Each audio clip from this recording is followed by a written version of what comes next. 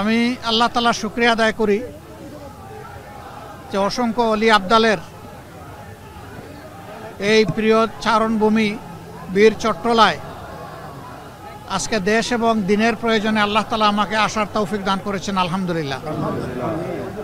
আমি কার্যত একটা মাদ্রাসার বার্ষিক মাহফিলে দাওয়াত পেয়েছি, তাদেরকে সম্মান করার জন্য এখানে এসেছি। এর আগে দক্ষিণবঙ্গের অন্যতম বৃহৎ দ্বীনি শিক্ষা প্রতিষ্ঠান নেসারাবাদ মাদ্রাসার বার্ষিক মাহফিল ছিল, সেখানে আমরা মিলিত হয়েছিলাম। ওখান থেকেই মূলত এখানে আসা। বাংলাদেশে একটা জেলার নামের আগে বীর শব্দ ব্যবহার হয়, এটার নাম চট্টগ্রাম। অবশ্য বীর চট্টগ্রাম বলা হয় না, বলা হয় বীর চট্টলা। আর আসলে ইতিহাসটা বীরত্বের ইতিহাস। এই অঞ্চলের মজলুমদের সপক্ষে, মজলুমদেরকে কার্যত দিনের দিকে আকৃষ্ট করা এবং জুলুমের হাত থেকে রক্ষা করার জন্য আরব যারা দায়ী ছিলেন তাদের আগমন ঘটেছিল এই এলাকা দিয়ে। এই জন্য চট্টগ্রামকে আরেকটা উপাধিতে ভূষিত করা হয়, বলা হয় এটা ইসলামাবাদ, ইসলামের আগন পথ বা ইসলামের গেটওয়ে বাংলাদেশের জন্য। তো আলহামদুলিল্লাহ সেই ঐতিহ্যের ধারক আপনারা। আবার মুক্তিযুদ্ধের স্বাধীনতার ঘোষণাটাও হয়েছে এই জায়গা থেকেই, এবং এখানেই লড়াই, প্রথমে কনভেনশনাল লড়াই শুরু হয়েছিল। শুধুমাত্র সিটি ব্যাংকে অ্যাকাউন্ট থাকলেই করতে পারবেন গুগল পে। তাই অ্যাকাউন্ট খুলুন আজই। সিপাহী বিদ্রোহের সময় এই এলাকার একটা গৌরবোজ্জ্বল ভূমিকা ছিল। এই সকল দিক বিবেচনায় বীর চট্টলা যথার্থ। এখানকার সাংবাদিক মহল যারা, তারাও সেই বীরদের উত্তরসূরি। এবং বর্তমানে দুনিয়ায় কনভেনশনাল ওয়ারের চাইতে মিডিয়া ওয়ারটা অনেক শক্তিশালী এবং গুরুত্বপূর্ণ। বাংলাদেশ এখন ইতিহাসের একটা বাঁকে এসে দাঁড়িয়েছে। আমরা 47 পার হয়ে এসেছি, 52 পার হয়ে এসেছি, 71 পার হয়ে এসেছি। এখন আমরা দাঁড়িয়েছি 24-এর কূলে।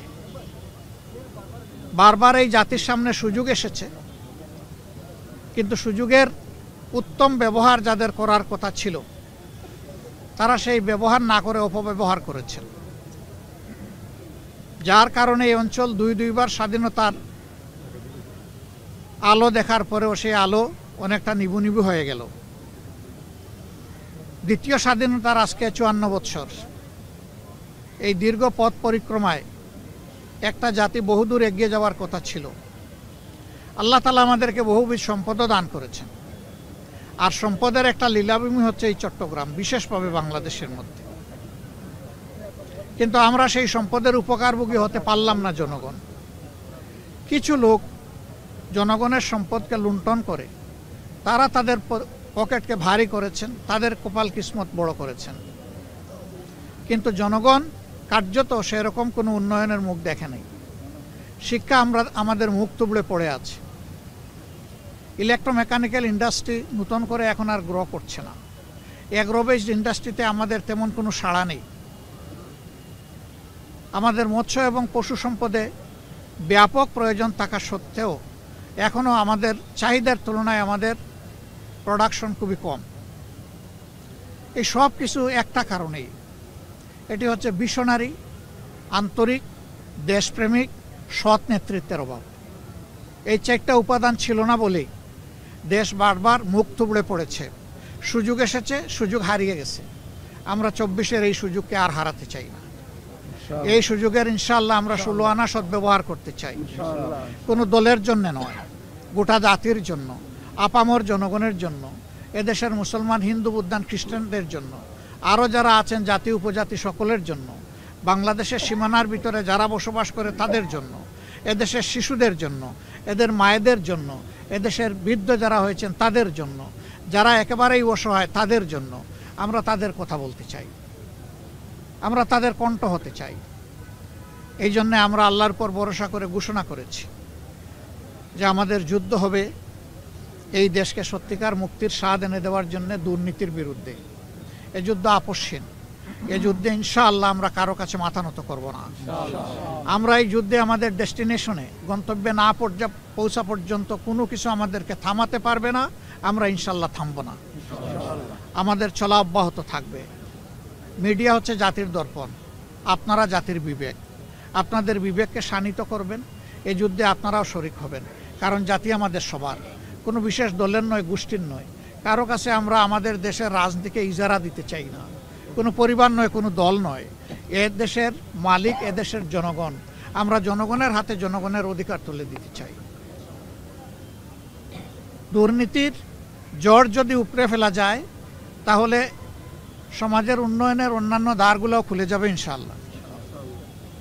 অবশ্য আমরা ঘোষণা করেছি, আমাদের টপ প্রায়োরিটি হবে ভাঙ্গাচূড়া, কোমর ভাঙ্গা, বিধ্বস্ত শিক্ষা ব্যবস্থাকে তুলে দেওয়া।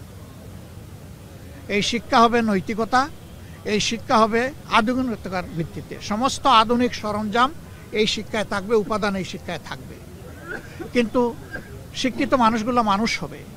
এখন যেভাবে মানুষের দুশ্মনে পরিণত হয়ে যায় শিক্ষিত হয়ে, ওরকম হবে না, বরঞ্চ মানুষের দরদি বন্ধু হবে।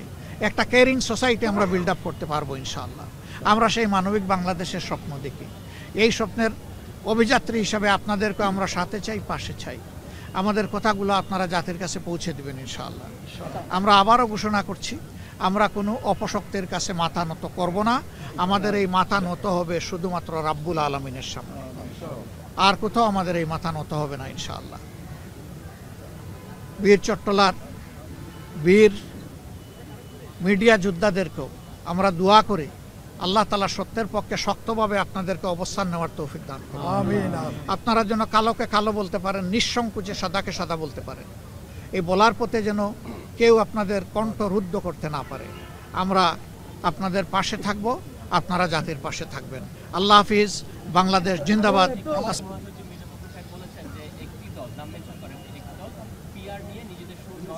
পজিটিভ এজেন্ডা, আমরা কি করব জাতির জন্য, কি ভাবছি, সেইগুলা বলতে বলতেই আমাদের সময় চলে যায়।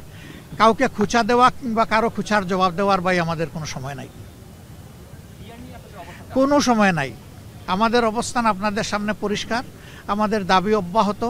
এই দাবি বাস্তবায়ন হবে জনগণের স্বার্থে।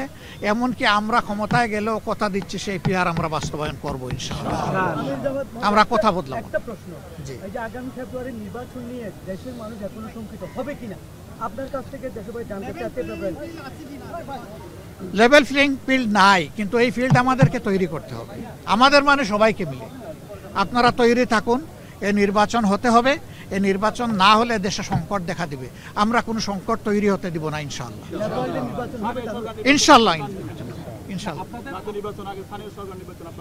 আমরা এখন স্থানীয় নির্বাচনের কথা বলছি না, কারণ এটা সম্ভব নয়। এই সময়ের ভিতরে আমরা অবাস্তব কোনো দাবি কোনোদিনই পেশ করিনি, করবো না।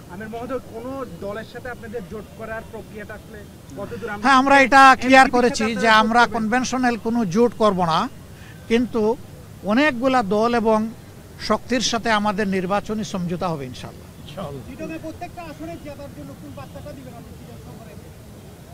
আমি চিটাং সকল আসনে জামাতকে বিজয়ের কোনো বার্তা দিব না। আমি জনগণের বিজয়ের বার্তা দিয়েছি, যে বার্তাটা আপনাদের সামনে পেশ করেছি। আমি জামাতের বিজয় চাচ্ছি না, আমি জনগণের বিজয় চাচ্ছি। সাংবাদিক বন্ধুরা অনেক ধন্যবাদ। আগেই বলেছি, নির্বাচনের দিন গণভোট হলে নির্বাচনের জেনোসাইড হওয়ার সম্ভাবনা আছে। আল্লাহ হাফিজ, সালামু আলাইকুম।